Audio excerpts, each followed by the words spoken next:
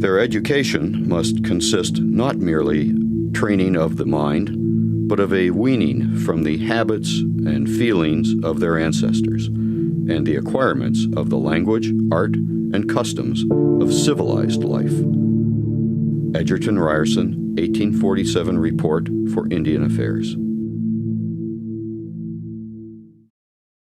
How do we make sense of a policy of the U.S. government that forcibly separated an estimated 100,000 children from their parents, withheld food from those who protested or threw them in jail, that took those often traumatized children, some as young as 4, to boarding schools where their language was forbidden and their beliefs rejected, where the death rate far exceeded those of white children, and where abuse, both physical and sexual, was commonplace?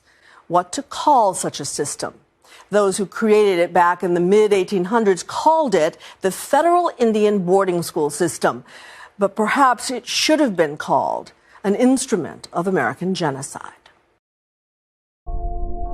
I was adopted by a white missionary couple. I was adopted. Immediately placed for adoption. I was in foster care with one family for 18 years. They were white.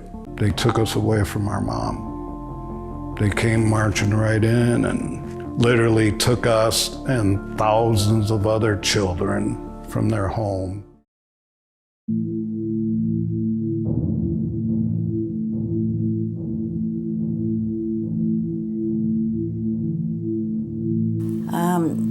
I got frightened when I was a little girl, when the principal used to beat up the other children, like boys. The boys got the most beating. They used to call it bench party, and it was usually done after supper.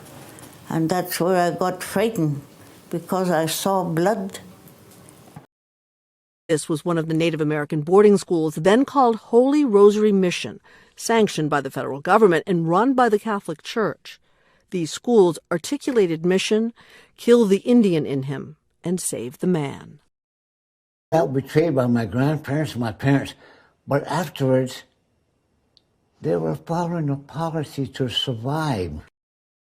My parents loved us, and I understand that, but at the same time, they took the idea that they were saving me. Saving us from ourselves. Being saved, and I should be grateful for the life that I've been given, because any child on the reservation would give anything to live as I was living. It's a way to eradicate us.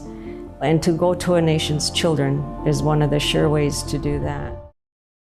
You can see how much these experiences have stuck with survivors. And what they tell me is that they have been able to find healing and hope by creating community, by archiving and collecting all of these records and making sure that within their tribes, within their communities, people never forget, and that the U.S. now enters this reckoning and answers for what happened to thousands of children. So important to be able to tell those stories, to collect that history, and for the rest of us to hear the stories and to know what happened and to do our part to make sure it doesn't happen again. Antonia Hilton, we appreciate this. Thank you.